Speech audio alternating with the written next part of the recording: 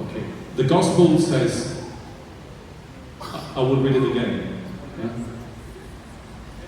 When Jesus was born in Bethlehem of Judea in the days of King Herod, behold, Magi from the east arrived in Jerusalem. Doesn't say how many.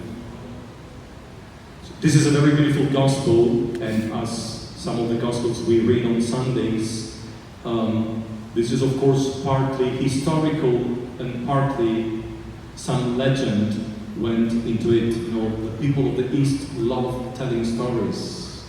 The Thousand Nights come from this culture of kings and princes and treasures and, you know, extremely extraordinary events.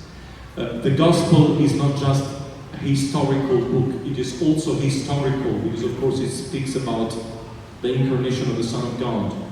The Gospels, like the one we heard today, they speak about faith.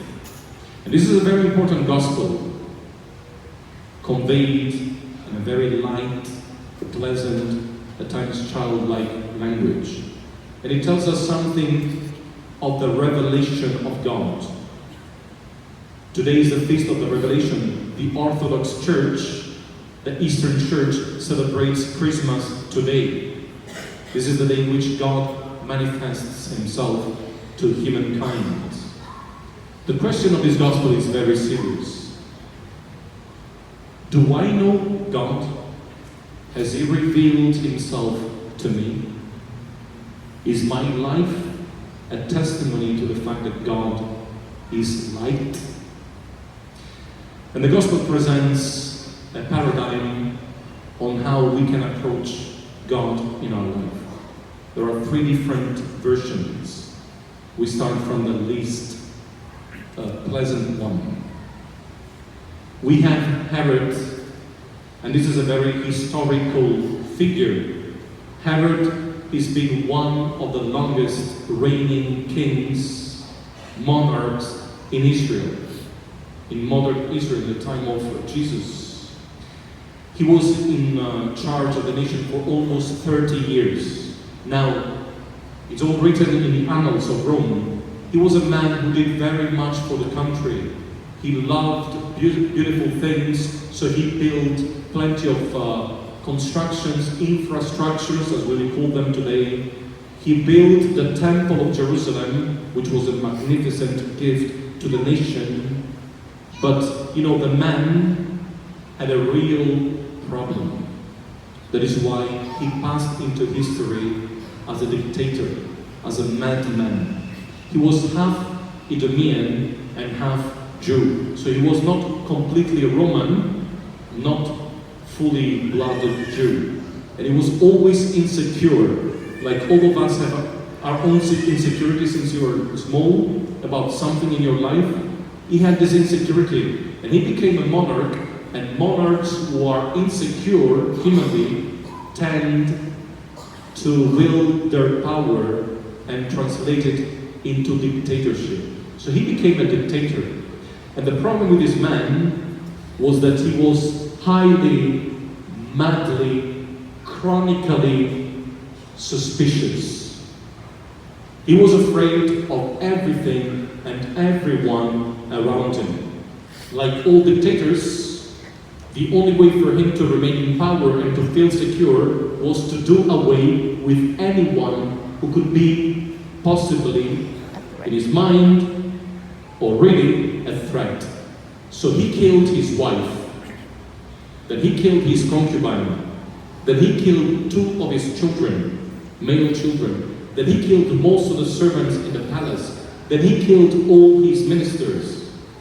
And when he died, knowing that he wasn't loved by anyone, he took all the most loved elders of Israel and put them in a prison because he knew he was about to die. And he wrote a note that you still have in the annals of Rome saying, "When I die, no one will shed a tear. But in the moment the message of my death reaches the palace, the order to kill all those men in prison must be executed. So if the nation will not cry for me, they will cry indeed for them." Now, I'm sure there is no Herod here, spiritually. But Herod is a very important figure. It is a person who feels that is why he was so afraid of this new king he heard was coming. That is why the martyrdom of the Holy Innocents, he killed so many, because he was afraid, is the man who is afraid that God will take something away from him.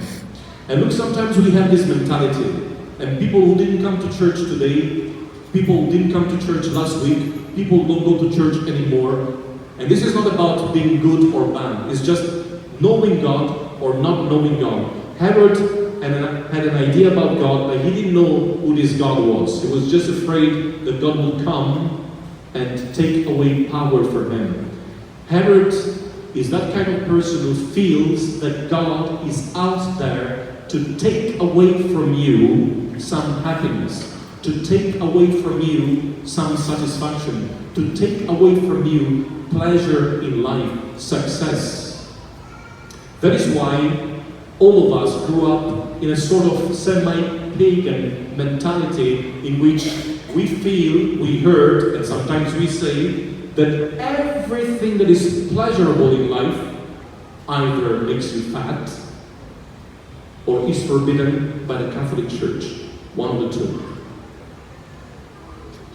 There's the idea that God is out there not wanting you to be happy. That is why the Catholic Church is full of don'ts and don'ts and don'ts and laws and regulations. You can't have sex though you love a girl or a boy.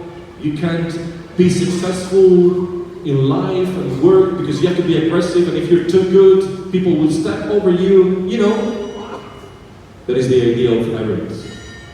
That God comes to take away something from you.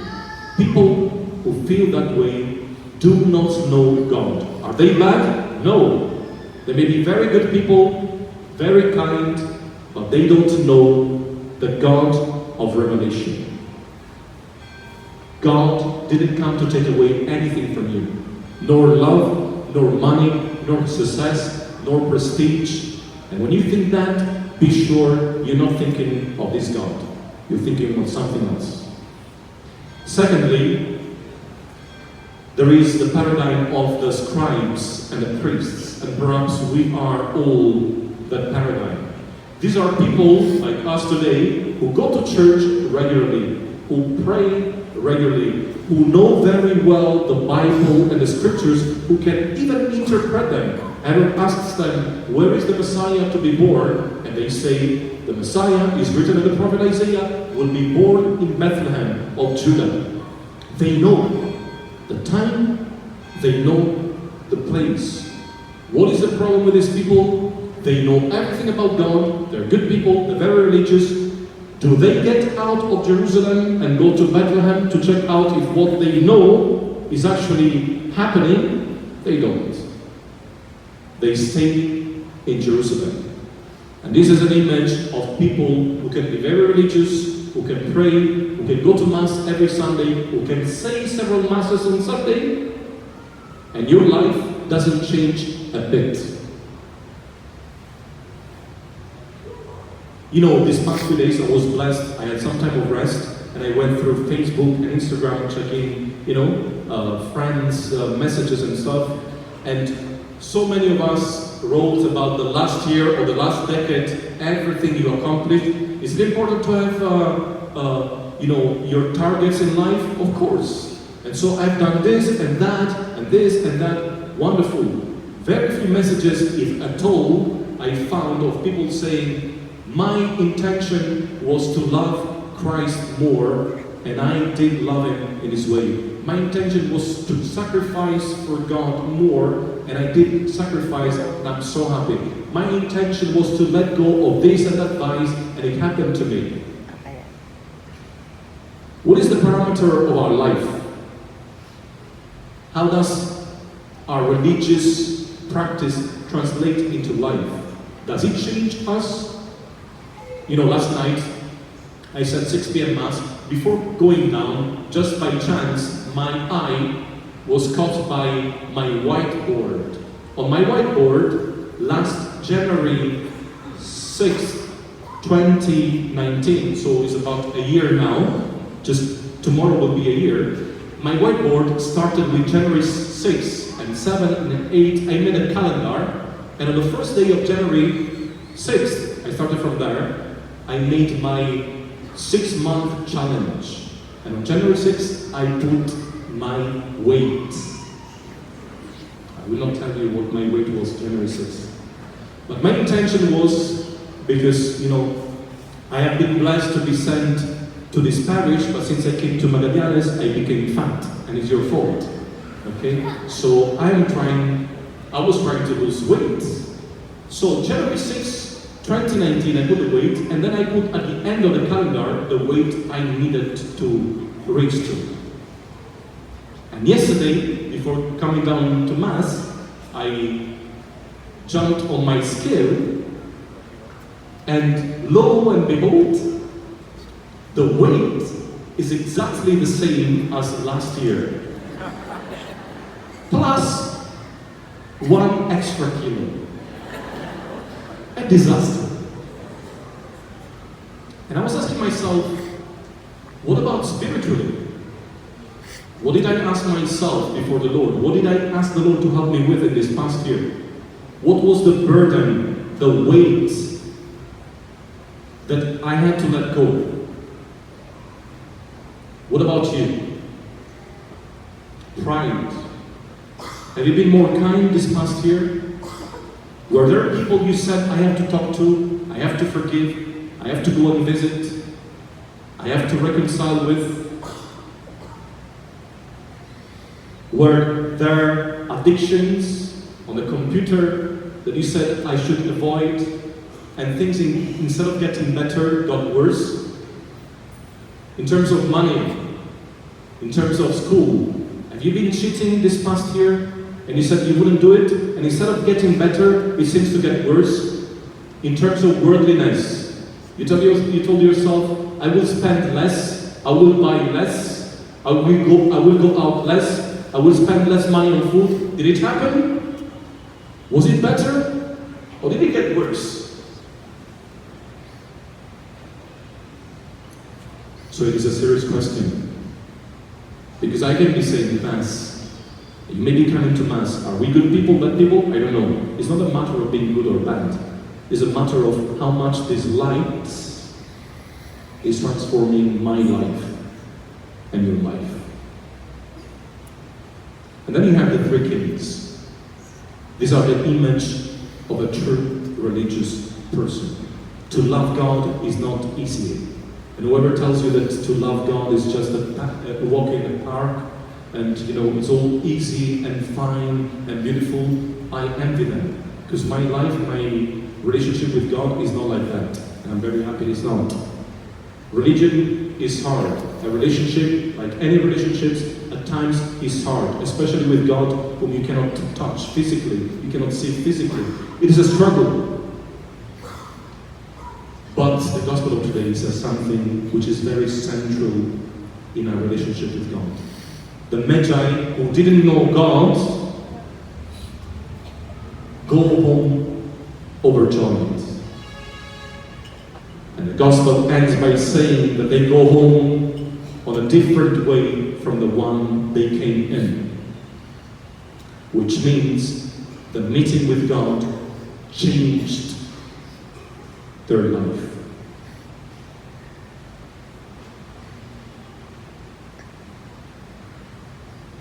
So at the beginning of this new year, we should all ask the Lord in this feast of the Epiphany, how do I know if God will manifest in my life in this year? Not by words, not by good resolution. Those are good for nothing. They're all just pious thoughts. You would know if at the end of the year, on your spiritual whiteboard, you say, this is my pride quotient today, this is the number of my pride, and at the end of the year, you get a lower one.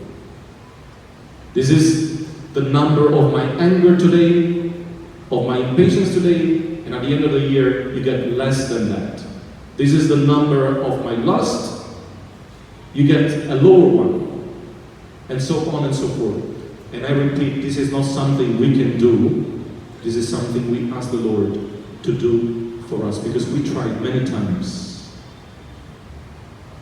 And if we don't have the Lord in our life, it's always spiritual cheat day. So as we begin this new year, we ask the Lord, manifest yourself in my life. There are things I just tried so many times to do, and I wasn't able to. Show me you can do it for me. I give you permission, Lord. And if you ask the Lord seriously, at the end of the year, you will rejoice to see that God is alive. You'll be overjoyed.